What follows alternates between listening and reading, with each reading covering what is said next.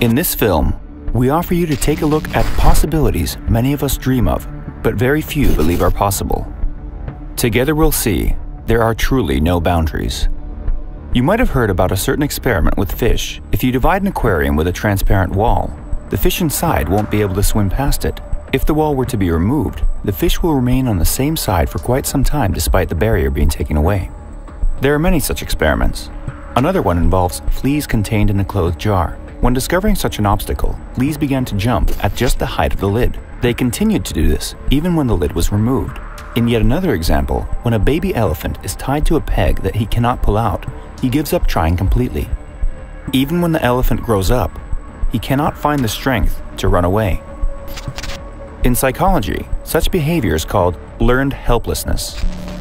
This phenomenon is studied by scientists and is piquing the interest of those who understand that they're living according to old habits and assumptions, even though today's possibilities are far greater. On one hand, we create these boundaries ourselves. On the other, we are faced with constant restrictions from the outside. In any case, it's time to cross the line and open up a new chapter in human history. This is a challenge to the old system. The one you hear repeat every day: cryptocurrency, blockchain, electronic democracy. Stay away from those things. They're dangerous. You don't know what you're dealing with. Preamble. It started a long time ago. We watched movies, read books, discussed theories, and dreamed. We felt that the world could be a better place because we found examples of such improvements everywhere. The steam engine was replaced by gasoline. Then we had electric cars. Messengers gave way to the telegraph. Then we had the telephone. And finally, wireless communication. People learned to pack their experience into books. And so there were libraries. And then, the internet. Humanity made a quantum leap in knowledge. It was everywhere. And only one phenomenon had not changed over several thousand years: the state. Monarchy, democracy, authoritarianism, all of them predate our culture. Among the rest, democracy is considered to be the more humane. But in fact, it's nothing like it appears to be in real life. Democracy arose as a system of self-government in the ancient polis, rarely exceeding a population of 5,000 people. Only a small part of the population, approximately 15%, were considered citizens. An important detail: in those days, democracy was direct, which meant each citizen could come to the city square, propose his own bill, and vote for or against other bills, as well as speak out and try to convince others of his point of view.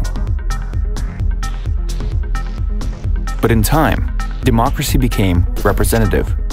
This fundamentally changed everything.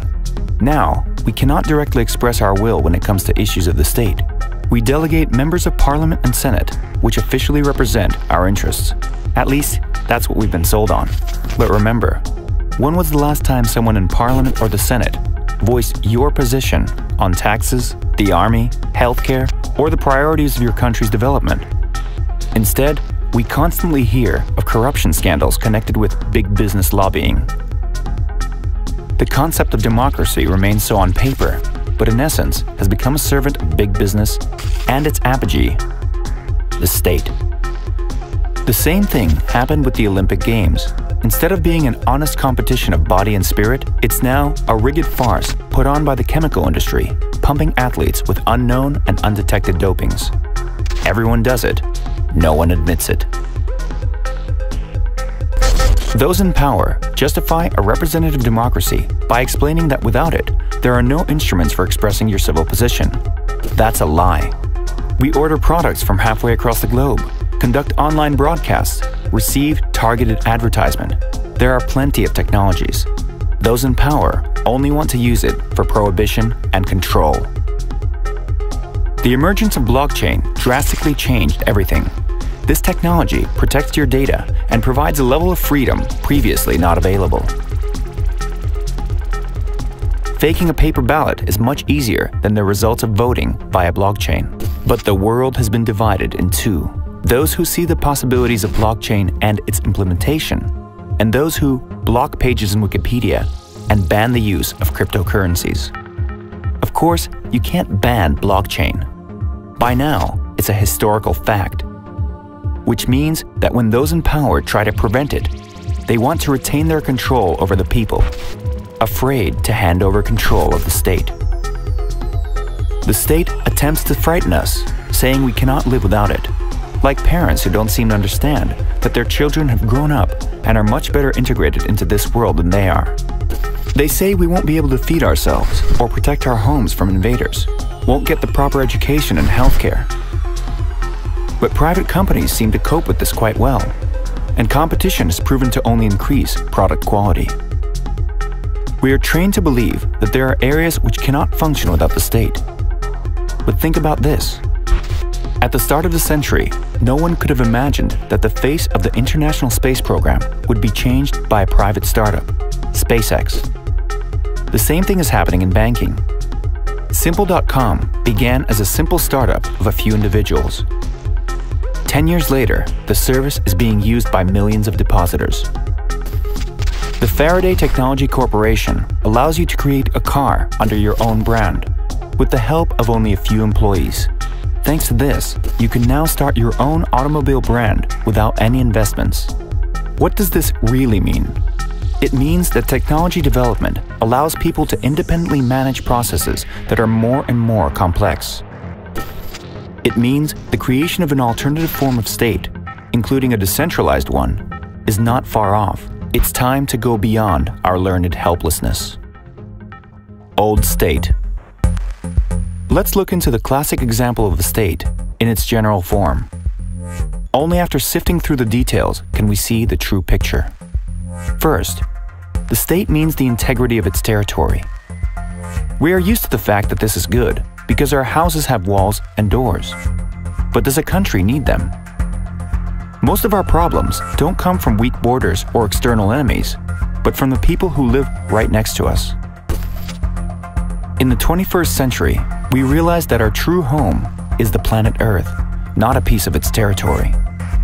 This means territory is an outdated feature of the state, which today we can do without. Second, the state is a set of rules within a territory. But as we've already figured out, you have no personal say in their approval.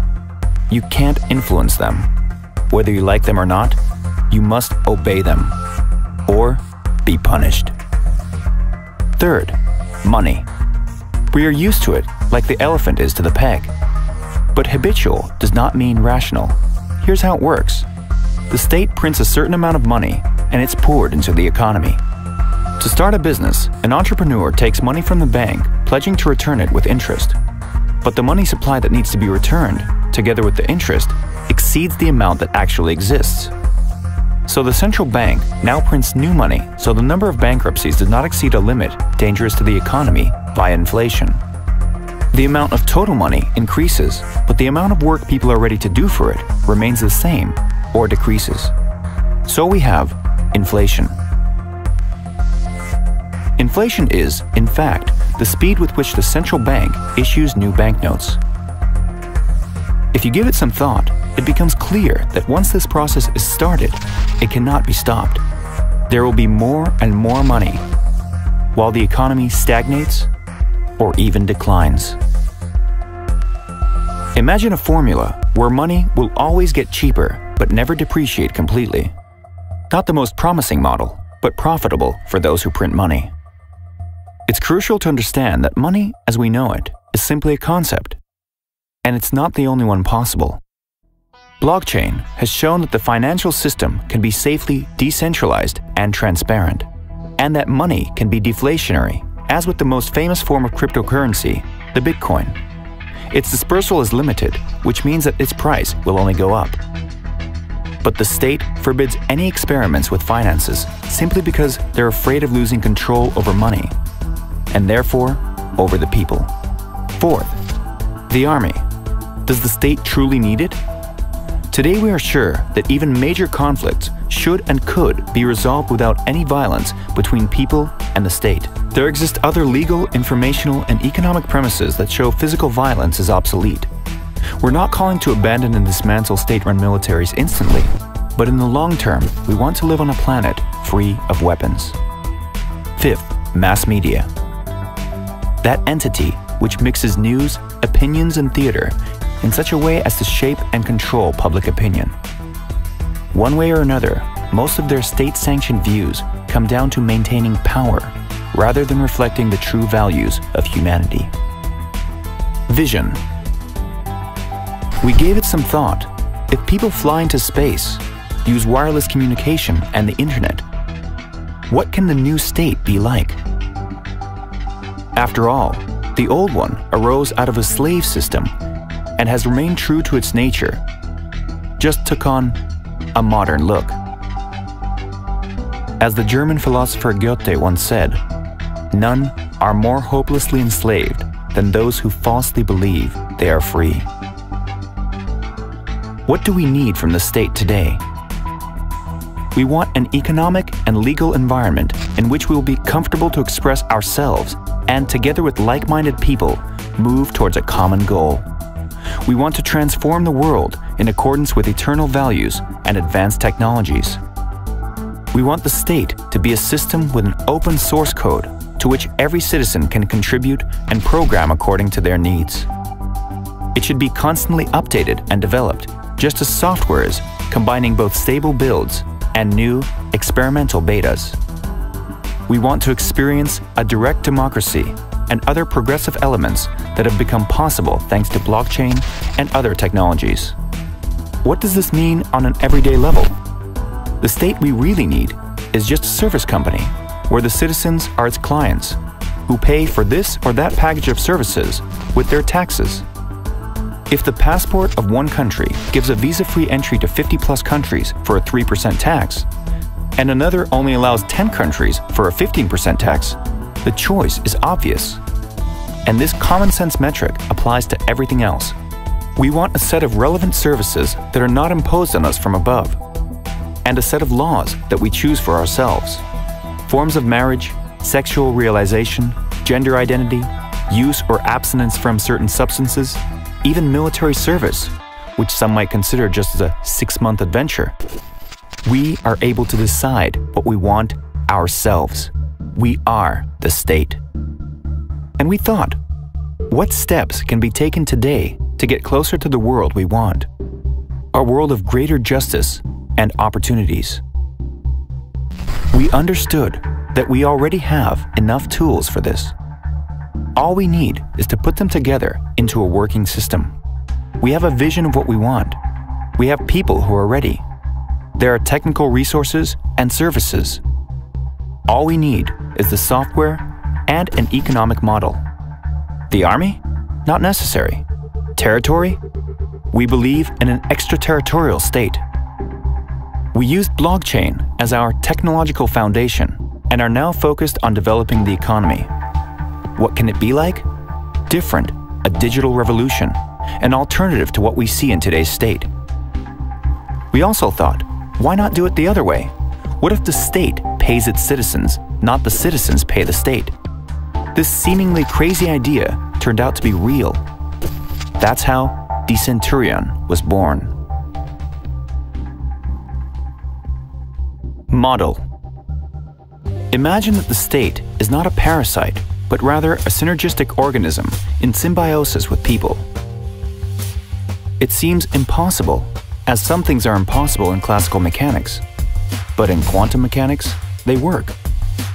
Likewise, blockchain has changed not only the economy, but more global things as well. Blockchains are a zone-free economy, one that's here, now. The current states and those that benefit from the status quo are the last line of resistance, and they'll fall soon. They'll be replaced by new models built on the blockchain. Models like Decenturion. How does it work? To begin with, we embodied Decenturion with the most effective economic model to date that provides citizens with a steady income. Since we uploaded this video, the working model exists and is developing as we speak. It all started with the emission of Decenturion tokens. 3 stages of emission are planned in total, with 10 million tokens distributed in each, with a total of 30 million tokens. Decenturion's tokens are conveniently tied to Ethereum and will be distributed free of charge to those wishing to participate in proportion to their ownership of this cryptocurrency. On one hand, this is dictated by convenience, as the Ethereum blockchain, with its system of smart contracts, is the world's largest technology platform. It allows you to perform operations with Decenturion tokens in the external market in just a few clicks. On the other hand, among the main owners of Ethereum and Bitcoin are key participants in the cryptocurrency market, the so-called evangelists and ideologists of this new world.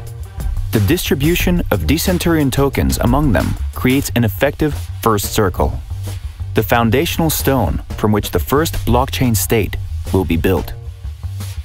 Each token is not merely a part of the Decenturion financial system, but a potential civil contract, which after activation becomes a smart contract that constitutes the relationship between the citizen and the Decenturion. It is a passport to a new world. To activate a smart contract, the user transfers one token to the system, where it is then frozen. The other tokens remain on his account. Let's say that at one stage of emission, someone receives 10,000 Decenturion tokens. This means after activating their smart contract, 9,999 active tokens remain on his account. Those who did not receive Decenturion tokens but want to take part can buy them on the lendings of active citizens. Once a user becomes a citizen of Decenturion, they receive their very own personal lending page and a guide on competent economic activity that will lead them to substantial earnings. The possibility of earning is based on the fact that every citizen of Decenturion regularly receives free tokens from all startups that are hosting the Decenturion, proportional to the number of Decenturion tokens that the individual citizen holds.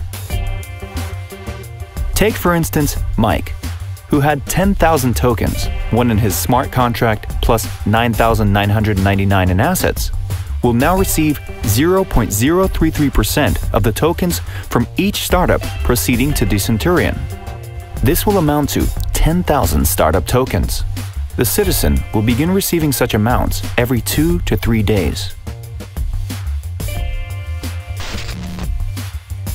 Instead of merely owning tokens, Mike begins to trade them for any valid cryptocurrency, Bitcoin for example, directly from his page. These trades provide the capitalization for startups and the growth of the value of Decenturion tokens. How is this possible? When it comes to startups, Decenturion provides a unique consumer market opportunity, unparalleled around the world, surpassing all others in terms of efficiency. Usually, classic ICOs bring a startup anywhere from $10 to $20 million, along with several thousand users, while this startup retains a maximum of 10% of its own tokens. When entering Decenturion's market, a startup represented by the system's citizens whose tokens are distributed receive not only millions of users, but also hundreds of thousands of active traders. They also retain 50% of their own tokens at the very least. Initially, the startup receives zero liquid money, but as tokens are sold by decentralized resellers, their price and value rises to a completely different level.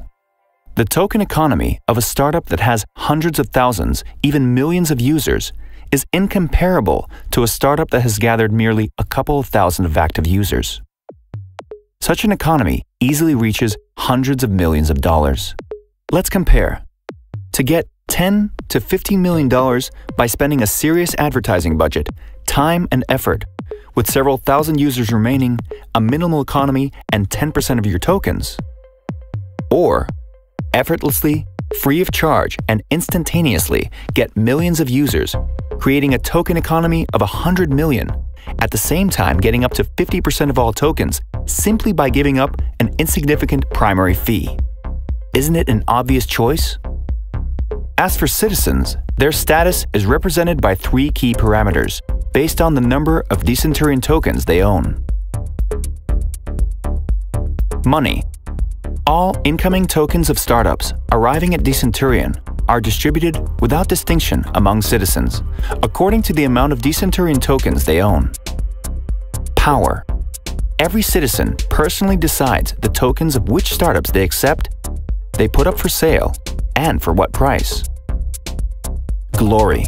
Decenturion trades tokens only through citizens' lending, and therefore ranks and promotes them automatically.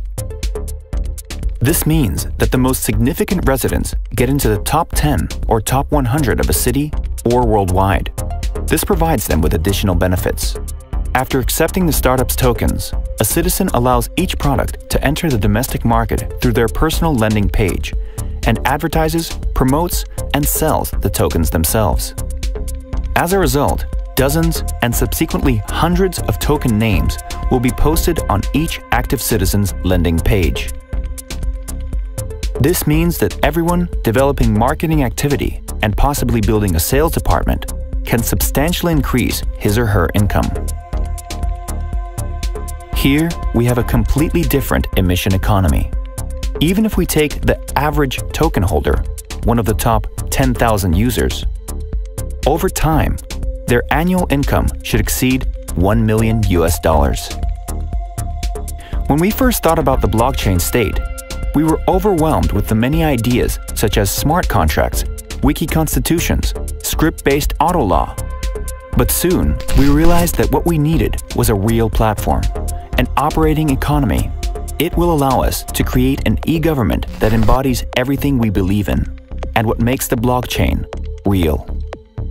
In the next stage, we want to develop an environment for forming work groups and introduce additional options for implementing tokens.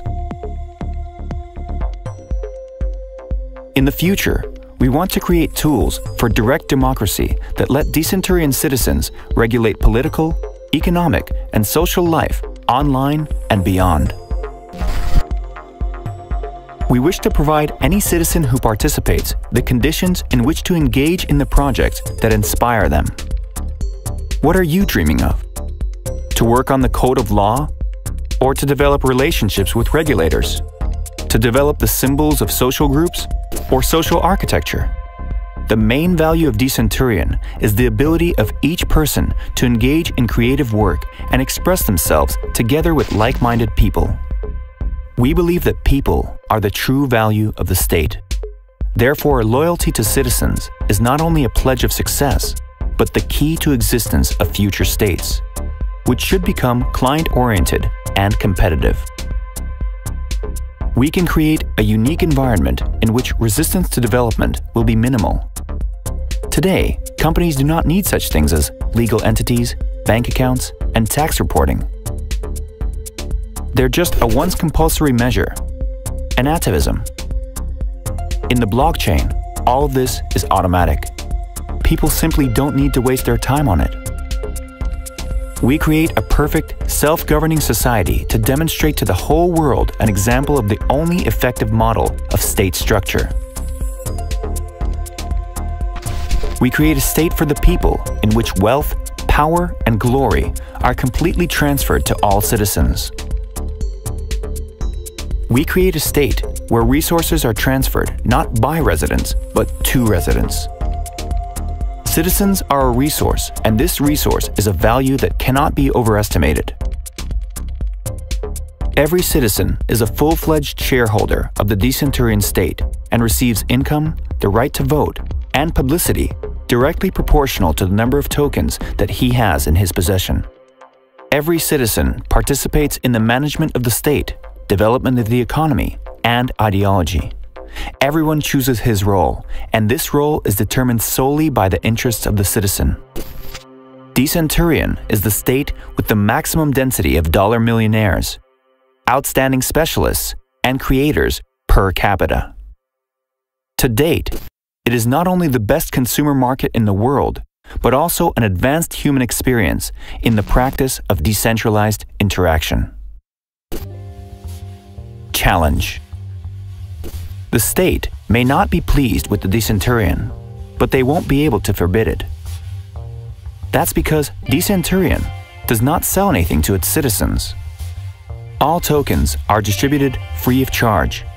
This makes regulators unable to restrict tokens legally. The state as we know it has been a great help to people, but the world has changed, and it is now an outdated model. Today, we can live differently and explore other forms of economics and law, business and creativity, self-expression and relationships. And we try. There's no need to be in conflict with anyone. We invite countries to a dialogue with us. Are they able to function without force, without an informational blockade, simply explaining why their model is more effective and better? Just as we do, a group of enthusiasts. When the Wright brothers tested their first aircraft, they were laughed at. A machine heavier than air cannot rise. And now, the whole world has taken flight. Despite very few people being able to explain where and how the lifting force comes from. We're regular people who glimpsed how we can live easier, richer, more interesting lives. All this is possible today. If you understand the value of this and are ready to join us, we want to welcome you. The more power is consolidated in one hand, the more disharmony there is. Power can be decentralized. The Constitution boils down to several lines of code. There are no borders. There are no conflicts over territory. No arms, no war. We want to awaken the spirit of creation and see what we can do based on our ideas and dreams. And we invite everyone who hears us to take part. To take this journey with us, all you have to do is click.